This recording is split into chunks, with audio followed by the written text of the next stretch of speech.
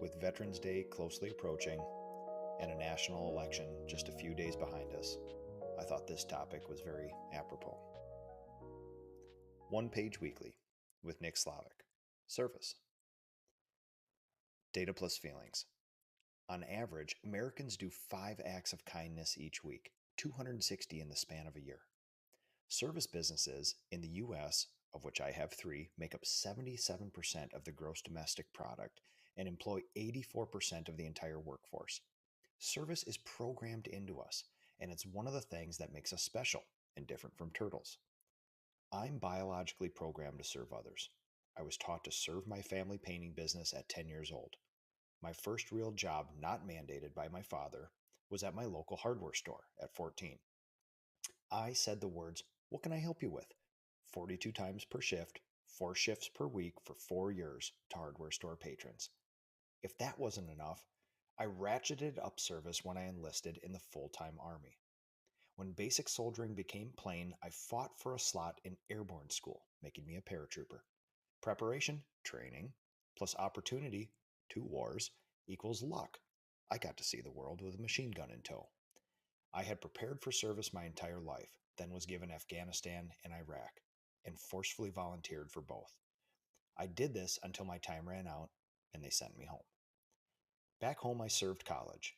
I tutored others, created a college newspaper, presided over it as the editor. I received a bachelor's degree with a double minor in 2.5 years. I was eager to get into the workforce and start creating value for my family. I served my new family by working 3 jobs so I could buy a home, a beautiful 1917 Craftsman. I aimed to serve my father and his business, but that was not in his plans. So I served a new creation, my own painting business. And serve I did. The time spent growing my business was much more grueling than my time in the military, and I was my own drill sergeant. Things you should know about me. I'm impatient, I'm optimistic, and I'm hyperbolic. We started having kids, lots of kids. My business was growing. I joined the local Economic Development Authority, now serving my 19th year. I was the commander of our local Veterans of Foreign Wars for over a decade. We do 10 to 20 charity projects per year for my painting business. I volunteer in my kids' school. Since I didn't use every waking moment in service to others, I carved out a bit more time to start a social media show and content creation machine to serve my beloved industry. A trade association called the PCA, the Painting Contractors Association, found me because of this and asked me to serve. And serve I did. I travel about 20 times per year in service of my people, and I'm now in my 7th year of service to the PCA's board of directors. Then I created a weekly art project where I write 1 page about stuff in my head and read it to you on the internet. My intention is not to read you my resume. This is a recent bit of new learning for me. I am deeply biased towards service, actions that help others, even over words. I've also learned that service can be done incorrectly.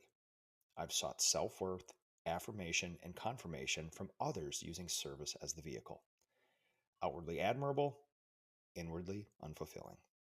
Since learning this, I've determined whether an act of service moves me closer or farther from my purpose.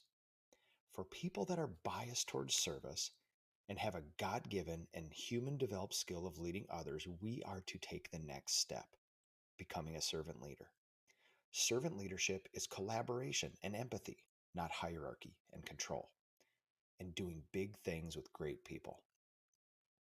Important things happen when you see the why, the larger picture. For the majority of my life, I was putting together a jigsaw puzzle and didn't know I was putting together a jigsaw puzzle. I served without really understanding why. I now know I'm a servant leader. I'm biased towards service, and my life's pursuit will be finding healthy ways to multiply this biological urge, creating surplus value for others, and offering to be a transitional character for those who need it. This has been One Page Weekly with Nick Slavik.